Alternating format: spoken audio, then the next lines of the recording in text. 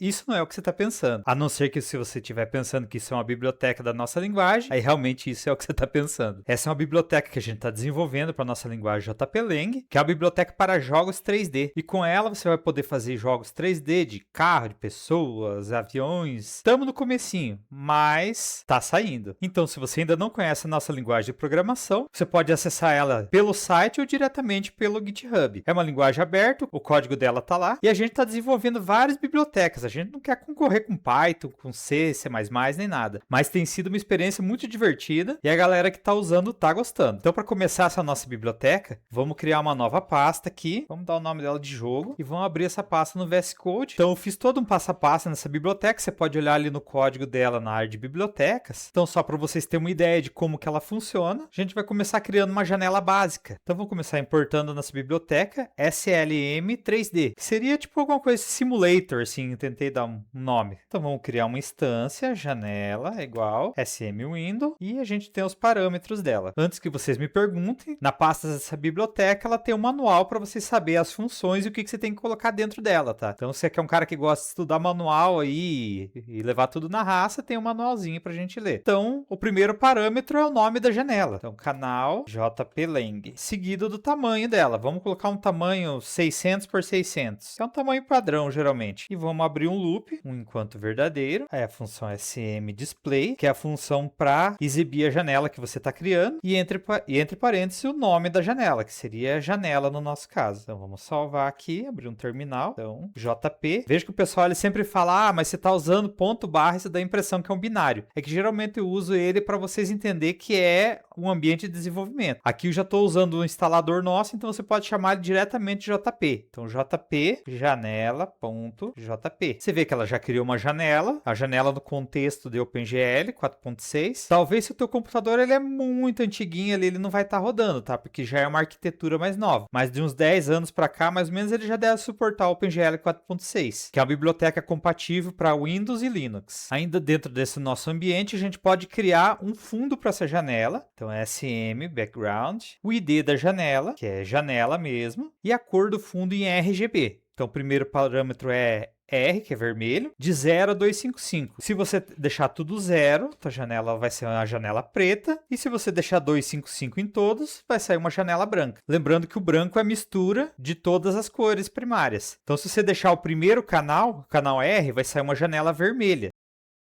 Assim como se você deixar o segundo canal, vai sair uma janela verde. E o terceiro canal vai ser uma janela azul. E você pode fazer também uma mistura entre cores, temperar a cor. Que aqui, uma janela ok, essa cor. Então aqui a gente vai criar um cubo, vai dar uma posição para ele e uma cor também. Da mesma maneira como a gente seta o background, a gente vai setar uma cor. Então você vê que aqui a gente já tem um cubo, né? Tá meio numa posição difícil da gente visualizar ele, mas vamos pôr um piso embaixo que fica mais fácil da gente entender esse cubo, a visão que a gente tem dele. Então vamos inserir aqui uma câmera, vamos setar a altura dela e o tipo de câmera que a gente quer. Vamos fazer umas variáveis para o ângulo dela. Beleza. Agora vamos executar a janela aqui. Vamos deixar em tamanho maior. Então, clicando com o botão esquerdo do mouse, a gente consegue orbitar ela, dar zoom com a rodinha do mouse, que é o L, né? Então, agora vamos incorporar aqui o movimento do cubo, para a gente poder mover ele. Levantar a janela aqui. Ainda a gente consegue arrastar. E com WASD, a gente consegue mover esse cubo de lugar. Aqui agora um teste só para a gente ver se vai dar colisão. Vamos abrir aqui e... colidiu. Então, beleza. Nossa colisão está funcionando também. E agora a gente vai aplicar essa colisão para poder empurrar um objeto. Então, você vê que a gente setou aqui a esfera verde. A gente não tem colisão, a gente pode passar por dentro dela. Deixa eu aumentar a tela aqui. A gente pode passar por dentro dela. O objeto amarelo, a gente consegue empurrar ele. E o vermelho, a gente não consegue nem empurrar e nem passar sobre ele. A gente consegue pular. Na verdade, não consigo subir porque tá muita gravidade. Mas a gente consegue empurrar ali e subir em cima dele. E como a nossa colisão ela tá em cima desse piso, se a gente empurrar esse objeto aqui, ele vai despencar. E a gente também, e vamos embora. Então agora vamos procurar uma imagem de grama pra gente colocar no piso ali, fazer uma textura. Procurar a textura, grama. Vamos pegar essa aqui, vamos copiar essa imagem, vamos editar no Paint mesmo, vamos colocar ela aqui como textura grama e salvá-la dentro da nossa pasta. Então através da função smTexture, a gente consegue importar o caminho onde a gente salvou essa textura. E o tile, a gente vai preenchendo ela conforme o tamanho dela. Por exemplo, a gente quer que faça um bloquinho de 20 por 20 para ela ficar uma grama bonita ali. Salvar. Você viu que ela não apareceu a textura aqui, ela ficou em branco.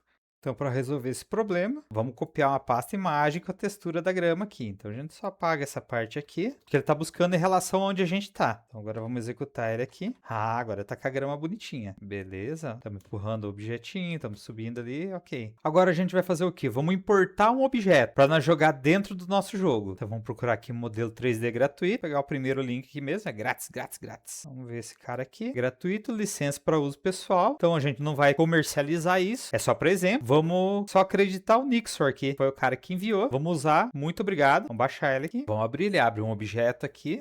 Vamos extrair esse daqui. Já lá para dentro da nossa pasta do jogo. Vamos criar uma nova pasta aqui. Modelos. Selecionar, extrair ali. Beleza. A gente vai ver. O modelo já está aqui. Ele é só um número gigante. É um objeto. E vamos carregar nosso modelo para dentro do nosso cenário. Então você vê. Já importamos nosso modelo aqui. Olha, ele tem as colisões dele. Pula. Então beleza. Um pulo meio louco. Porque a gravidade dele tá mesmo que a gente tava usando no cubo ainda. Só que você vê que, tipo, é só um peladão ali. Então a gente precisa botar movimento nele. Como que a gente vai fazer isso? A gente já tem o modelo objeto, a gente pode ir no Mixamo. Então vamos abrir o Mixamo aqui. Primeira vez que você abre, você tem que fazer o teu login ou criar uma conta. E você vê que ele já tem vários modelinhos aqui que você pode estar baixando ele. Só que a gente quer subir o nosso caractere que a gente fez. Então vou colocar nosso modelo que a gente tem aqui. Então você viu que ele carregou nosso modelo. Agora a gente vai fazer o rigging. Ele tem essas bolinhas aqui, se você não souber ler aqui, é só você olhar onde é que elas vão ali. Então a primeira, você tem que colocar ela aqui bem perto da boca dele. Esses dois mais ou menos em cima do pulso. Esses dois aqui mais ou menos no cotovelo. Esse aqui nessa região. Esse daqui no joelho. Então você dá um next ali, ele vai carregar e vai te dar o rig. Então aqui ele já fez o rig. Pode ver que se você clicar em qualquer movimento desse, ele vai reproduzir o movimento. Então eu vou procurar o movimento dele andando e vou fazer o download. Só que o download, ele não retorna pra gente objeto, ele vai tornar FBX. Então a gente pode baixar ele em formato binário e vamos jogar ele lá dentro da nossa pasta. Eu vou mudar a nomenclatura deles